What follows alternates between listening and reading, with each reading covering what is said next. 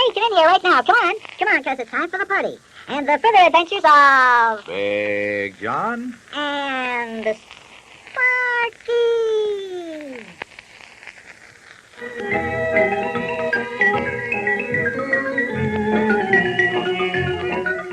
Hello, boys and girls. This is Big Jon and Sparkie, the little elf from the land of make-believe who wants more than anything else in the world to be a real boy.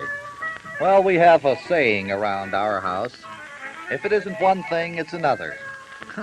That certainly has been a true saying in our experiences of late. Sparkie and his gang purchased an old, worn-out red railroad caboose from the junkyard to have it moved back into Wobbledink's Woods to use for a clubhouse. Well, the trailer truck that delivered it couldn't get into the woods, and so it's been parked out in front of our house now for 2 days. And we don't know how to get it moved. You know, a railroad car is a pretty big thing.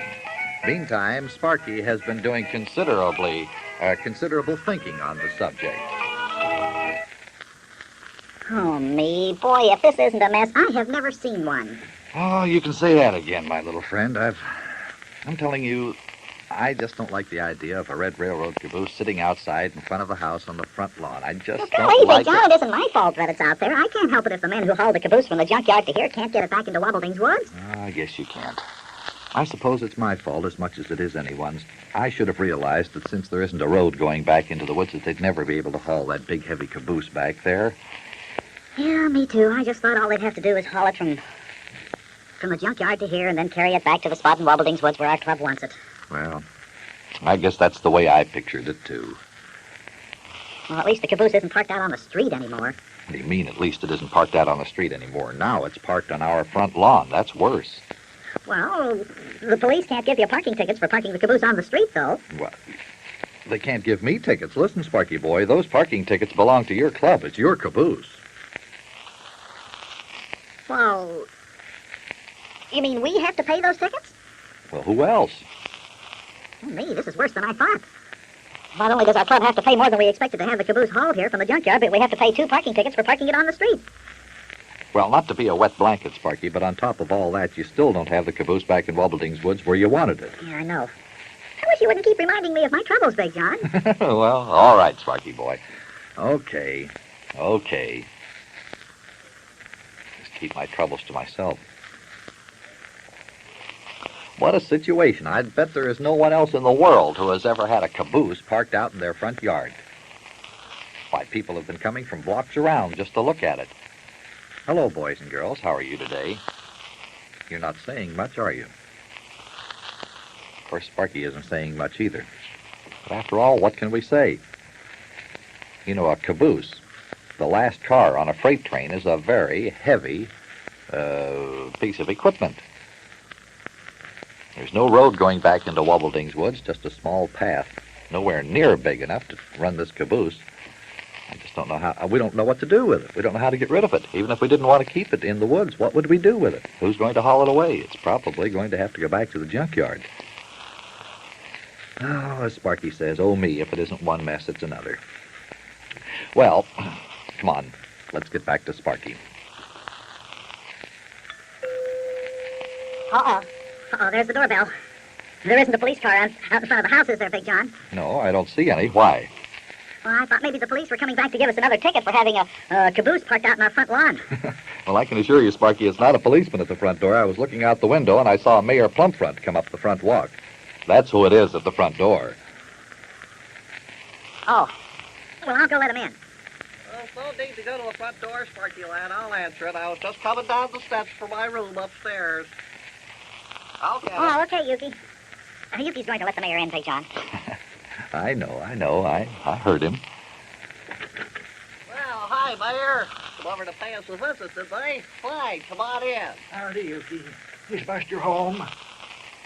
Sure, he's sitting in the parlor with Sparkie lad. Here, give me your coat. I'll hang it up in the hall closet here.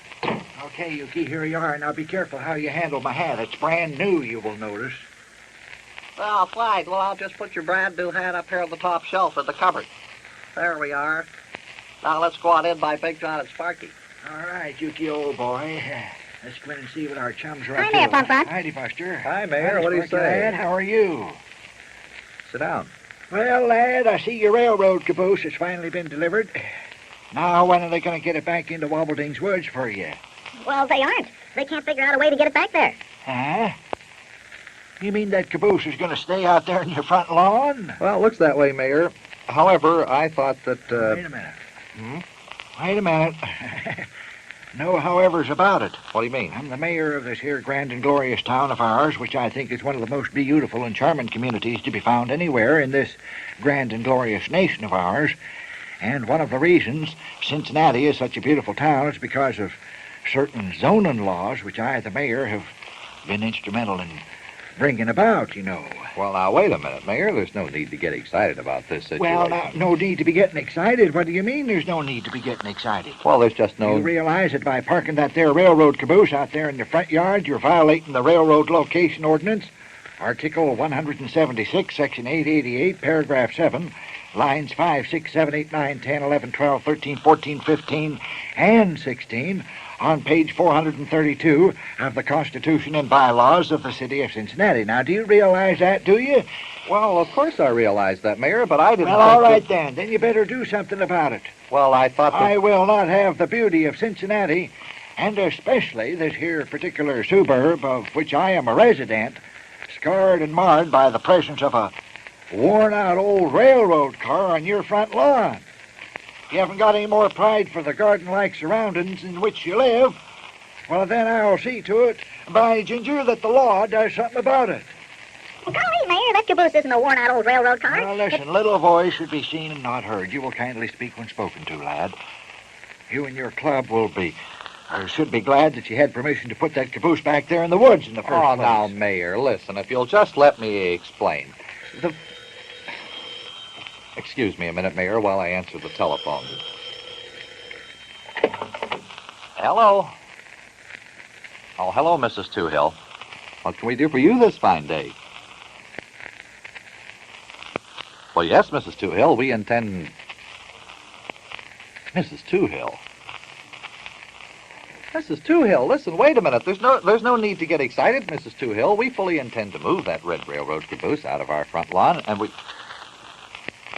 Please, Mrs. Toohill, will you listen to me? I said we fully intend... Looks like Big John's having a little trouble with Mrs. Toohill, our next-door neighbor there. Sounds like she might be crabbing with him about the caboose on our lawn. Serves you right. You mark my word, lad, the entire neighborhood will be up in arms about this outrage. But, Mrs. Toohill, there's no need to call the police. We're going to move... Mrs. Toohill? Mrs. Toohill?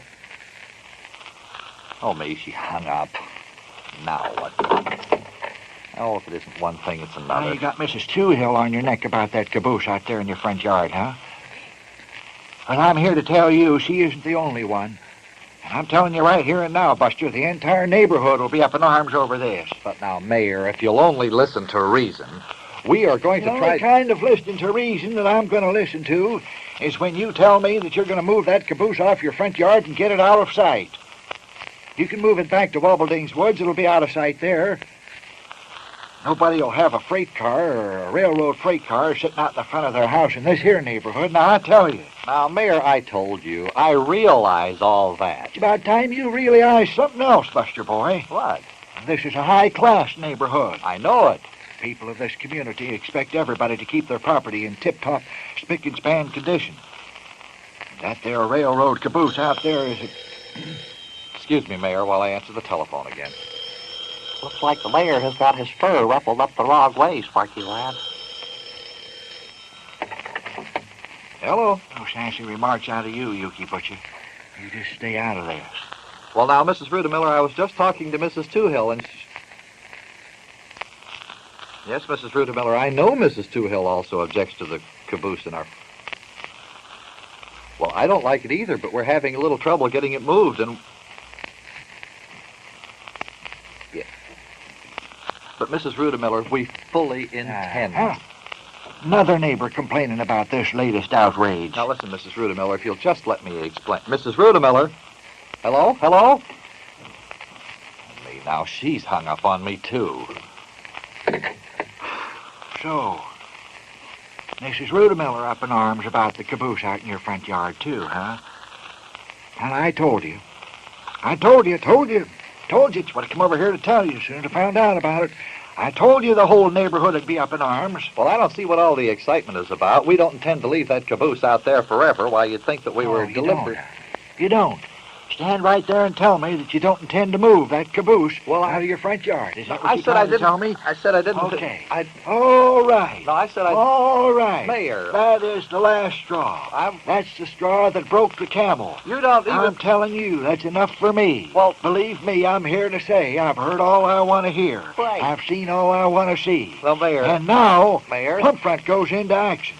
And when Plump Front goes into action, Plump Front goes into action. Well, I know, but Mayor, why are you so excited? Why don't you just let me explain? After I all. want to let you explain. I'll tell you why I won't let you explain, because there's just no explanation for you to give. That's why. That there railroad caboose out in your front lawn has got to go. And when it's got to go, it's got to go. I have spoken. I'm going up to my office now, Buster, and I'm issuing you a warning. If that railroad caboose isn't out of your front yard and out of sight within 48 hours, I'll see to it that the law is on you. Now, good day. Well, listen, Mayor, wait a minute. Mayor, don't leave now. Hey, wait a minute, Mayor. You forgot your hat and coat, and besides, we're going to have roast beef for supper, and I was going to ask you to stay. No use calling, Big John. He's gone. Only reason I came back is because I forgot my coat and hat. And also because I smell roast beef in the oven. Big John, if you'll invite me to stay for supper, I'll put off being mad at you until after supper. Oh, I knew Mayor Plumfront couldn't go away angry with roast beef in the oven. Yeah, oh boy, oh boy, oh boy, oh boy. What do you say, Buster? I'll close the door and stay a while if it's all right with you. Buster, what do you say? Not saying anything, Mayor. No, now, don't get all mad at your old mayor just 'cause your old mayor got mad at you. I know you, Mayor. You just smelled the roast beef, and you thought that you'd stay and have supper with us and then be mad at us after supper. You didn't even give me a chance to explain. Oh, now, Buster, let's let bygones be bygones. Well, all right. It's all right then, huh? Yeah, it's okay. We'll let bygones be bygones. But no one's going to get mad at me until after supper. All right, that's the deal. Yuki, nobody gets mad at Buster until after supper. Fine, that's all right with me. Everything up and up again. Try that one on Daddy tonight. Good old Mayor Plumfront. He's in one of his everything is business moods. He's trying to act like he thinks a mayor should act. But I knew he wouldn't get angry with Big John and me. Especially when we were going to have roast beef for supper, because that's the main reason he came over, so he could stay for supper. Oh boy, but after supper, we'll still have the problem of how to get our railroad caboose off the front lawn and back to Wobbleding's woods. Gee, all the neighbors are complaining about it. We'll have to get it moved. Another thing, if we don't, the mayor will be mad at us right after supper. Well, how do you go about it? How do you move a great big red railroad caboose? That's the question. Have you got any answers?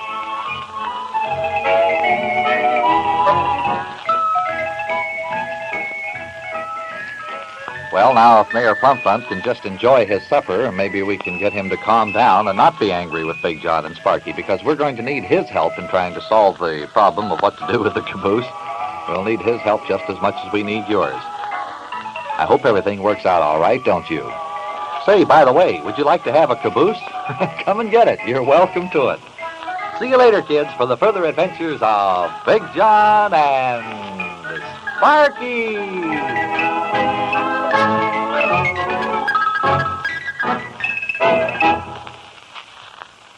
The further adventures of Big Jon and Sparkie come to you each weekday, Monday through Friday, over most of these ABC stations.